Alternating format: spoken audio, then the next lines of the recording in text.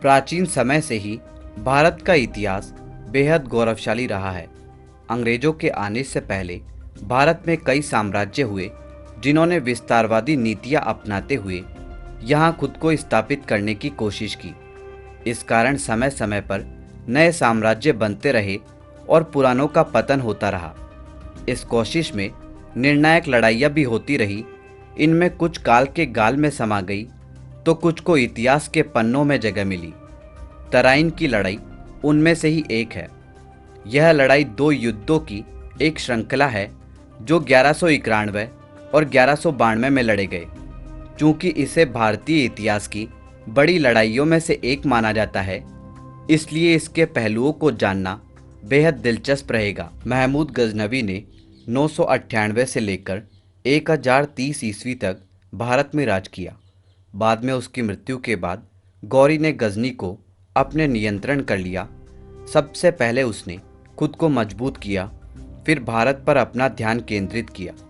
पूर्वी ईरान से मोहम्मद गौरी ने भारत में अपनी फौज के साथ चढ़ाई की और भारत की ज़मीन पर कब्जा जमाने का सिलसिला शुरू कर दिया। 1175 ईस्वी के आसपास वह मुल्तान समेत लगभग पूरे सिंध पर कब्जा करने में सफल रहा।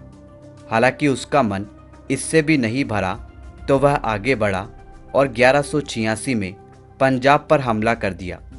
वह यही नहीं रुका।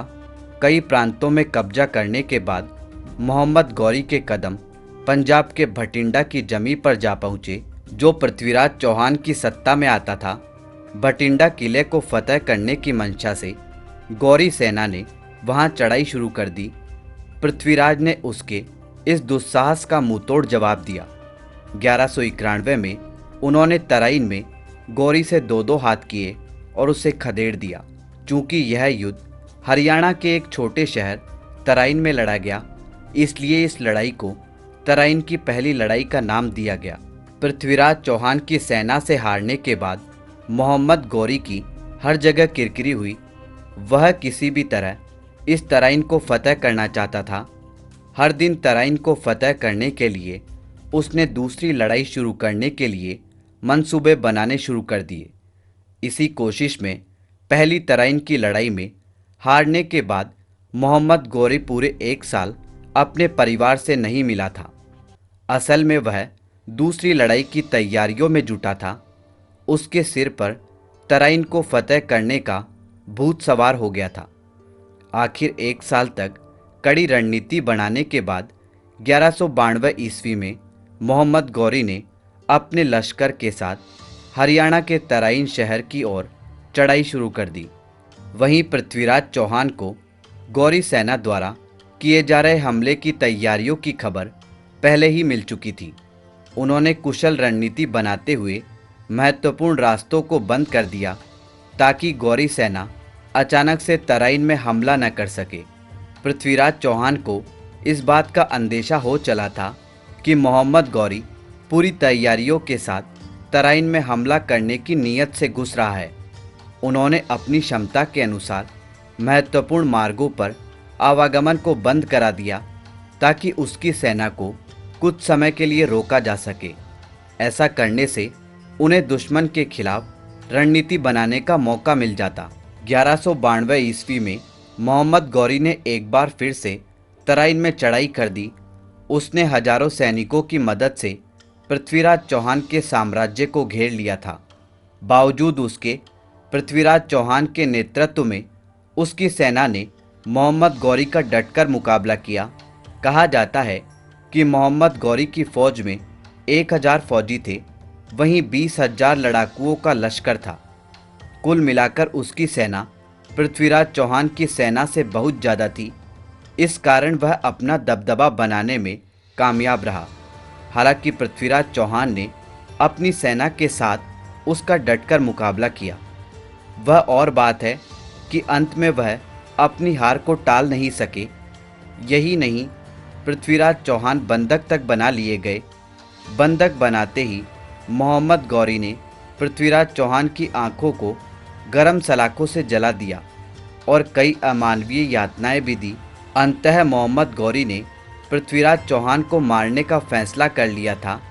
वह तो 4 बांस 24 गज अंगुल अष्ट प्रमाण, ता ऊपर सुल्तान है मत चूको चौहान।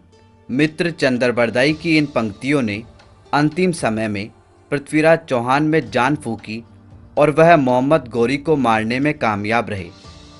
हुआ यूं था कि इससे पहले कि मोहम्मद गौरी पृथ्वीराज चौहान को मार डालता, राजकवि चंद्रबरदाई ने गौरी को पृथ्वीराज की एक खूबी बताई कि पृथ्वीराज चौहान शब्द भेदी बाण चलाने में माहिर है।